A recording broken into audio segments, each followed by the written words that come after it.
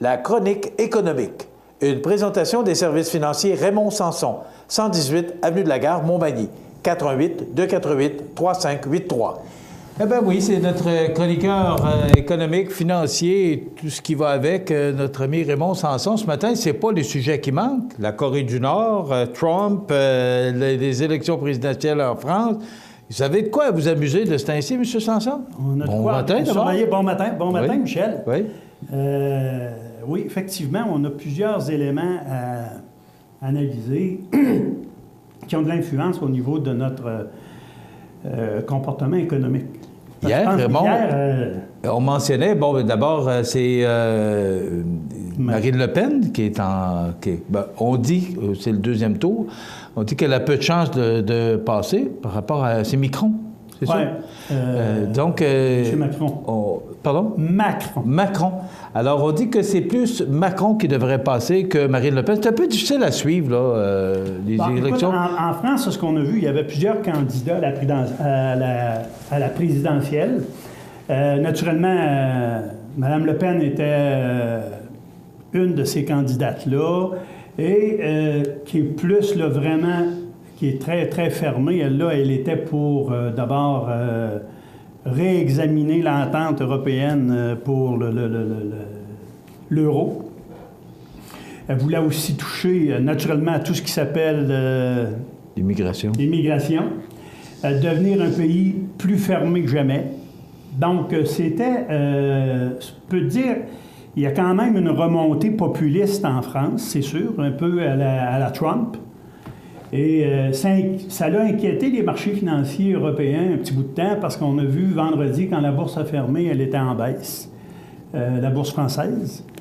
Et tout à l'heure, avant d'entrer en ondes, jetais un coup d'œil là, sur les nouvelles rapidement là, en Europe. Et puis, la bourse, vois-tu, il est rendu 8h30. Alors, 6 heures plus tard, 2h30 en après-midi, là-bas, la bourse était en hausse de presque 5 %, ce qui est énorme quand on parle d'indices boursiers. Donc, 5 % de gain aujourd'hui, ça veut dire déjà que les marchés financiers ont pris pour acquis que Macron serait le futur président. Donc, on vient d'enlever les inquiétudes financières du pays, parce que c'est un ancien dirigeant de banque, lui. Hein? Oui, bien c'est ça. Puis ça ne serait pas l'ancien ministre des Finances de Hollande? Il est impliqué avec... il est impliqué, oui, effectivement, ou conseiller, je ne sais pas. Mais il y a une chose qui est certaine, c'est qu'au niveau de l'impact sur l'économie, ça va être moins fort, ça va être moins dur avec Macron.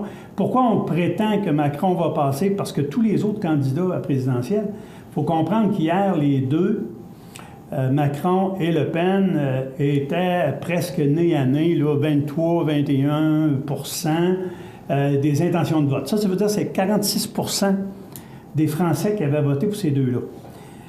Le 54 % qui reste, à l'heure actuelle, il y en a plus que 45 % qui seraient déjà d'évoluer vers M. Macron. Parce que les candidats qui se retirent naturellement parce qu'ils n'ont pas le nombre de votes nécessaires pour participer au deuxième tour, se rangent du côté de M. Macron. Donc, naturellement, ils lancent une invitation à leurs électeurs d'aller vers M. Macron. Donc, c'est pour ça qu'on pense que le futur président va être M. Macron.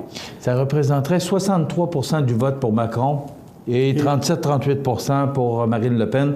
C'est ce qu'on prévoit. C'est ce qu'on prévoit de par les tractations, là, ou ce qu'on appelle les... j'ai perdu. Je me range du côté de M. Macron. M. Macron, qui, on le compare, les différents journalistes le comparent un peu à Trudeau. Et c'est à peu près le même genre de politique que Justin Trudeau au Canada. Donc, c'est un gars qui est pour l'ouverture des marchés, et jeune. L'ouverture des frontières aussi. L'ouverture des frontières. Donc, une nouvelle approche, un peu comme M. Trudeau fait vis-à-vis ses politiques extérieures.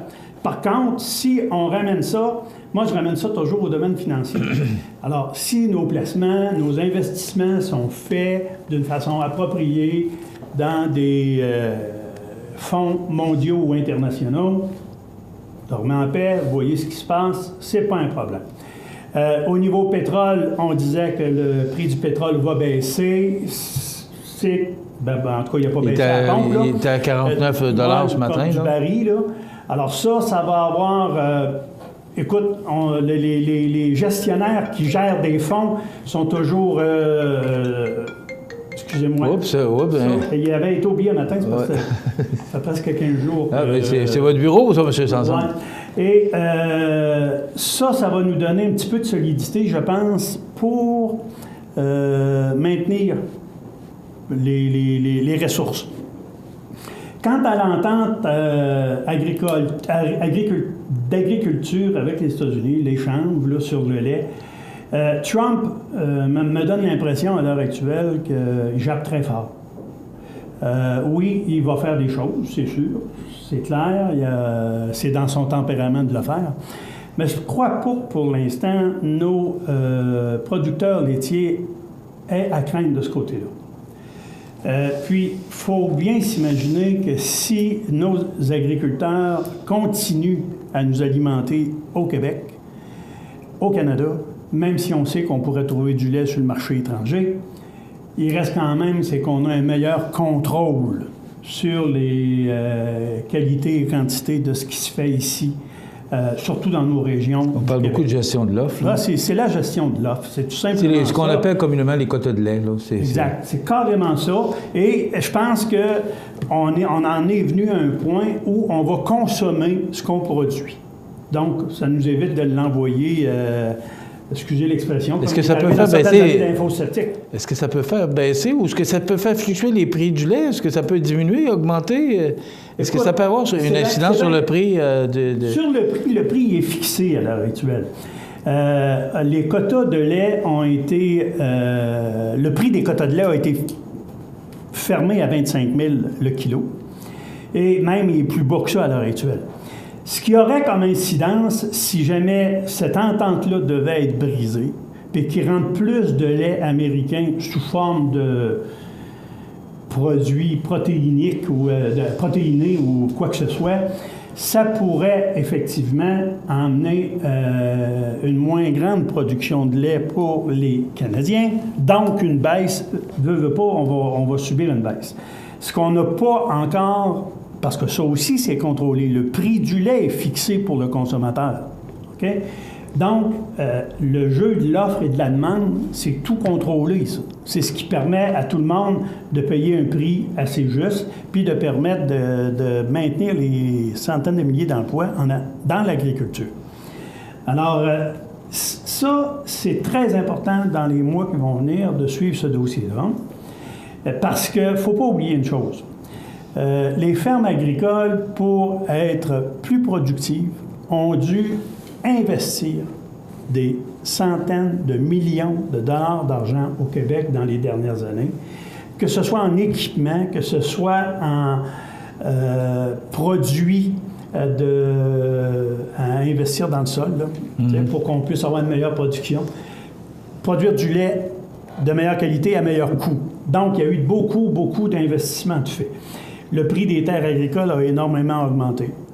Et il y a eu de l'endettement. Et l'endettement des fermes agricoles au Québec est très élevé. Donc, c'est sûr que si on venait jouer dans l'offre et la demande, on aurait beaucoup de faillites ou de ventes à rabais, des ventes de feu, que j'appelle, de fermes. Et malheureusement, ce qui arriverait, et ça a déjà commencé, j'ai rien contre nos amis asiatiques, mais il y a beaucoup de Chinois là, qui ont la main mise. On en parle beaucoup avec les Chinois achètent des terres au Québec. Alors, ça, là, c'est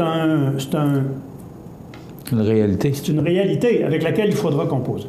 Donc, si on regarde ça dans l'ensemble à l'heure actuelle, je pense qu'il n'y a pas lieu de s'inquiéter pour nos investissements. Au contraire, on doit continuer à investir dans les marchés. Je disais également que d'après certains économistes, il n'y aura pas d'augmentation du taux d'intérêt de la Fed Bank, de la Banque centrale. Donc, nous autres, on s'en va avec ça à 0,50, qui est au Canada. Donc, sûrement pas avant le printemps 2018 qu'on nous dit. Donc, si ça reste comme ça, les taux d'intérêt vont rester bons. Ça bouge beaucoup avec les États-Unis, avec Trump. Et on parlait ce matin là, que Pyongyang, là, Kim Jong-un, Corée du Nord, qui surveille les bateaux là, des États-Unis, les porte-avions, qui sont... qui devraient être dans 5-6 jours aux abords. Mais ça, tu vois, on nous avait dit ça il y a 3 semaines, puis on bluffait. Alors... il y a beaucoup de choses. Le président des États-Unis est une bombe à retardement dans le sens qu'on ne sait jamais quoi penser de lui sur le plan politique, parce que il bluffe-tu ou il dit la réalité. Tu sais, moi, il va se mériter, je le dis publiquement, le titre de président le plus... Il faut que je fasse attention, je vois mes termes. Oui, on est à la télévision. On est à la télévision. Alors, le choix le plus imprévisible. On ne sait pas le matin qui va se lever et qui va tweeter quelque chose qui va nous virer en envers. Le tweet. Alors voilà, histoire à suivre. Donc voilà pour cette chronique financière de ce lundi 24 avril. Merci Raymond Sanson des services financiers. Raymond Sanson, 288-3583, avenue de la Gare Montmagny.